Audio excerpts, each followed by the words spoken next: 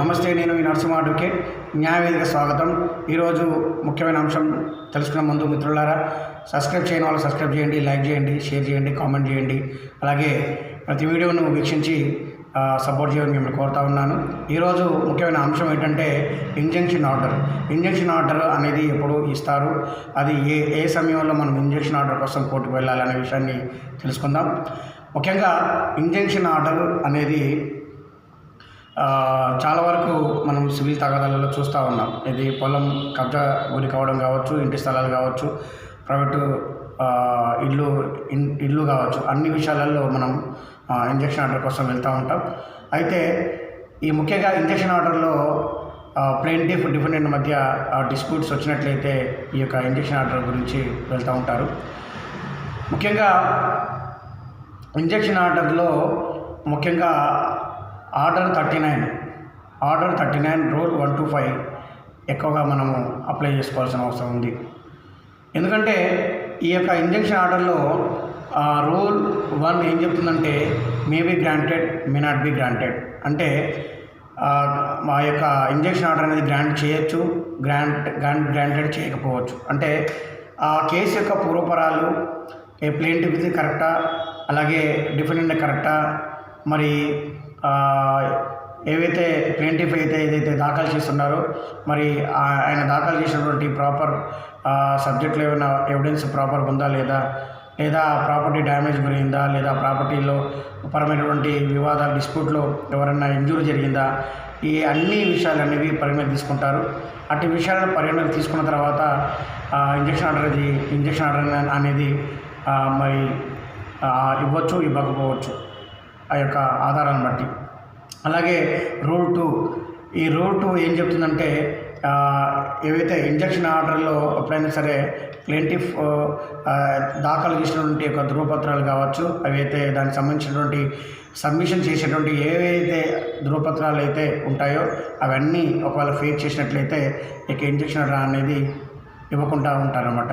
అలాగే రూల్ 3 ఏం చేస్తుందంటే ఒక డాక్యుమెంటు ఇంజక్షన్ ఆర్డర్లో ఏవైతే ప్లెయింటిఫ్ ఏవైతే పెట్టి ఉన్నాడో ఆ డాక్యుమెంట్స్ కనుక ఇంజక్షన్ అంటే ప్లెయింటిఫ్ కావచ్చు, డిఫెండెంట్ కావచ్చు, సబ్మిషన్ చేసేటటువంటి డాక్యుమెంట్స్ ఏవైతే అవి ఫేక్గా తేలి ఉన్నాయో, లేదా ఒకవేళ ప్లెయింటిఫ్ కావచ్చు, డిఫెండెంట్ కావచ్చు, బోత్ ఆబ్సెంట్ అయినా కానీ ఇక్కడ ఎక్స్పర్ట్ అయ్యే అవకాశం ఉంది. అలాగే రూల్ 4 మనకు ఏం చెప్తా ఉందంటే ఈ ఇంజక్షన్ ఆర్డర్ అనేది ప్లెయింటిఫ్ అయినా డిఫెండెంట్ అయినా ఇప్పుడు ఏదైనా తప్పుద్రోవలు పట్టించినా, ఏదైనా కిందికి మీదికి చేసినా కానీ ఈ ఇచ్చినటువంటి ఆర్డర్ ఏదైతే ఇంజక్షన్ ఆర్డర్ ఉంటుందో ఇంజక్షన్ ఆర్డర్ పాస్ అయిన తర్వాత కూడా ఆ యొక్క ఆర్డర్ని రద్దు చేసేటువంటి అధికారాన్ని కలిగి ఉంది. రూల్ 4 ప్రకారంగా ఈ యొక్క ఇంజక్షన్ ఆర్డర్ని రద్దు చేయవచ్చు. అలాగే రూల్ 5 మనకి ఏం చెప్తా ఉందంటే ఈ యొక్క కార్పొరేషన్ ఆఫ్ బిజినెస్ గురించి చెప్తా ఉంది. సో మిత్రులారా, ఇంజక్షన్ ఆర్డర్ అనేది ముఖ్యంగా చాలామంది ఏమనుకుంటారంటే నా స్థలం అంటే కొంతమంది కావాలని ఉద్దేశంతోనే ఆ స్థలం ఆయనది కాకపోయినా, ఆ ఇల్లు ఆయనది కాకపోయినా, పొలం ఆయనది కాకపోయినా ఏం చేస్తారంటే వాళ్ళ మీద వాళ్ళ కక్ష సాధింపు చర్యతో ఇంజక్షన్ ఆర్డర్ వేస్తే నాకు వస్తుందన్న ఒక భ్రమలో ఇంజక్షన్ ఆర్డర్ అనేది వేస్తూ ఉంటారు.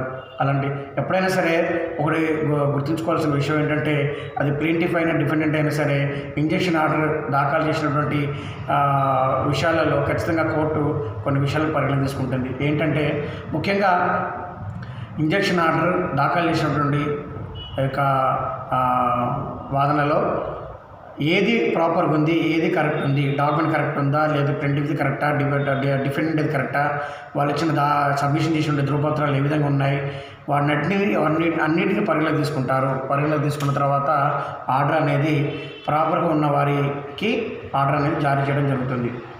అయితే ఏమవుతుందంటే ఇక్కడ టెంపరరీ ఆర్డర్ అనేది వెంటనే ఇవ్వడం జరుగుతుంది. ఎప్పుడు ఇస్తారో టెంపరరీ ఆర్డర్ అంటే ఎప్పుడైతే ప్లెయింటిఫ్ దాఖలు చేసినప్పుడు ఎమ్మటే మరి డిఫెండెంట్ నుంచి ఎలాంటి ఇబ్బంది కలగకుండా, మ్యాన్ ఇంజూరీ కాకుండా, ప్రాపర్టీ డ్యామేజ్ కాకుండా ఉండాలి. కాబట్టి వెంటనే ఈ యొక్క టెంపరరీ ఇంజక్షన్ ఆర్డర్ అనేది ఇవ్వడం జరుగుతూ ఉంది.